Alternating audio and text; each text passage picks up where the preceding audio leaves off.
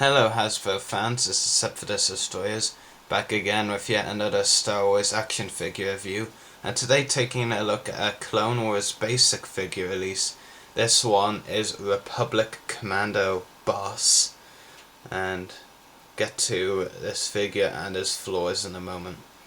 But first, take a look at the packings included. You get your regular 2012 dice,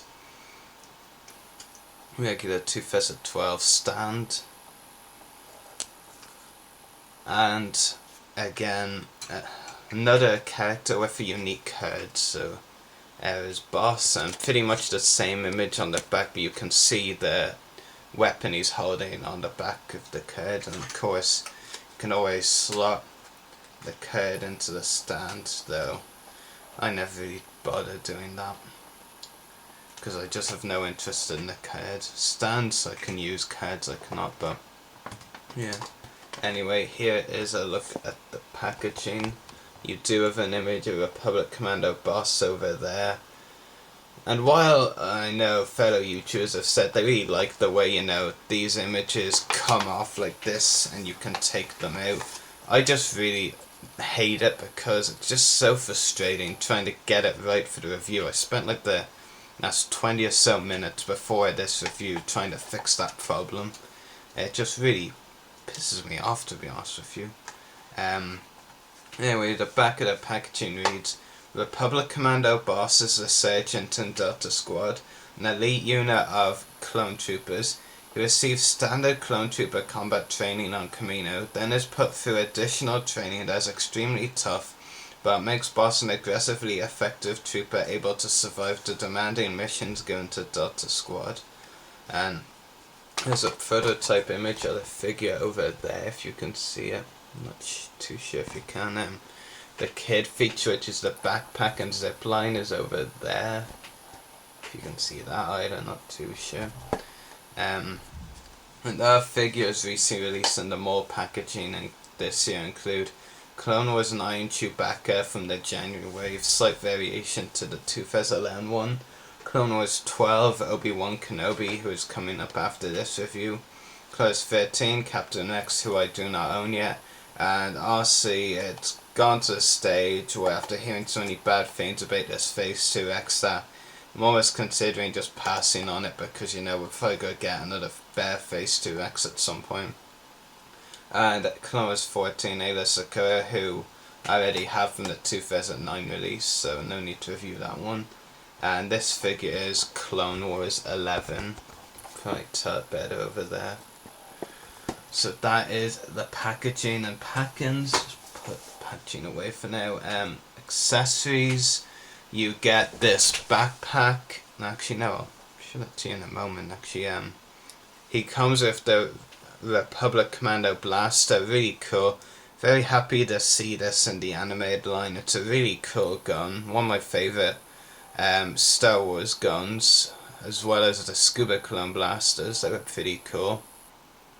But I really like the design of this gun. Really cool to see it in this figure.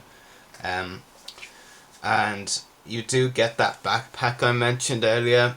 It's not accurate to the Republic Commando backpack that they really use Delta Squad, but it's okay.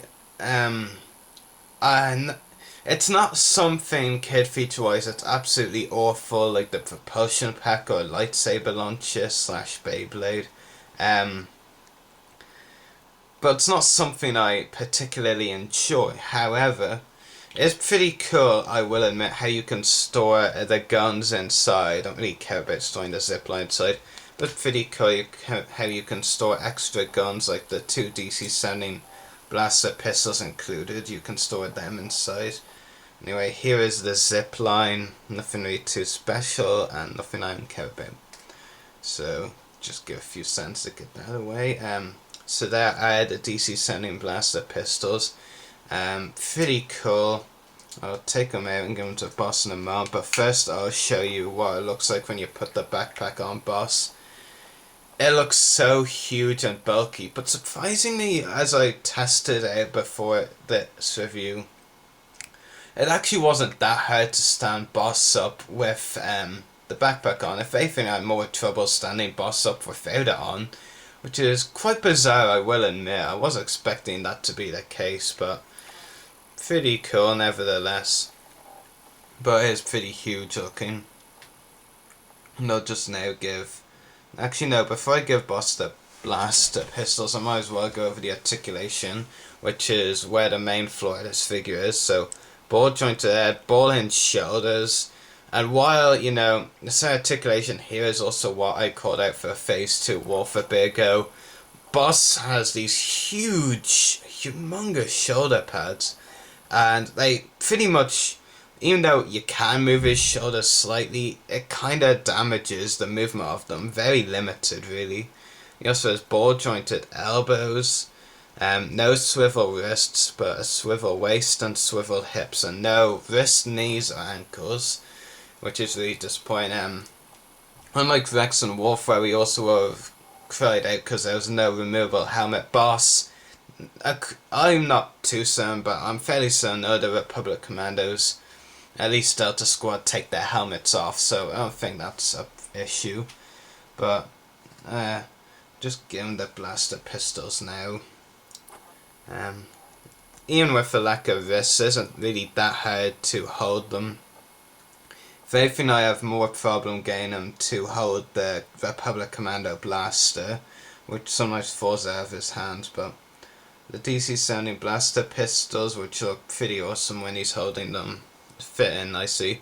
And the place where this figure really wins for me is the detail. Hasbro did a stunning job on the detail of this figure, and I'll actually just remove the blaster pistols for now again so I can give you a look at the detail. It really is brilliantly detailed, this figure, and there's not really much else I can say about that. You know, for me, in my opinion, it's one of the best detailed figures in the line, right there with brilliantly detailed figures like Scuba Soka, who is amazingly detailed, and Savage Press, the armored version. This figure is really well detailed. The problem is, there's not really much detail going into it. I mean, he got a good amount of detail on the helmet and on the torso and a bit on the arms, but the legs, there's absolutely no detail whatsoever on the legs. His legs are just plain white commando legs, which is accurate to his appearance, don't get me wrong, but for something that's so superbly detailed, there's not really much detail to talk about. What is there, though, is well detailed, and Boss is a really cool clone. Really happy he got an animated figure, and hopefully, even though the articulation is sucky on this figure, I do still hope that Hasbro will reuse the sculpt, or even improve it would be better, to release a battle pack including Sev, Fix and Scorch, because Boss on his own in the Clone Wars line, that just would be stupid and wouldn't even make sense whatsoever. So Hasbro, if you're listening, get a Sev, Fix and Scorch as well. I know that would mean more clones, but I mean, come on, who doesn't like Delta Squad, really? This is a really cool figure. I'll just take the helmet off momentarily to give you a slightly better look at it. So there is the helmet, close up, and really cool figure. Easily the best of the recent clones, I have to admit. For the recent clones with suckish articulation, you know, I have him, Rex and Boss. Rex and Wolf, I should say, is easily the best of them. So yeah, really cool figure.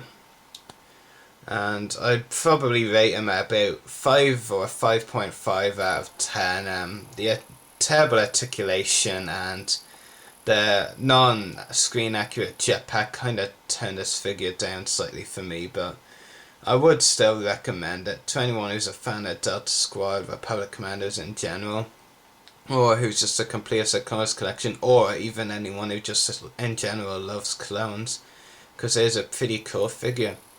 So I hope you've enjoyed this review. Obi-Wan Kenobi from the same wave next. Anyway, may the Force be with you, and happy hunting.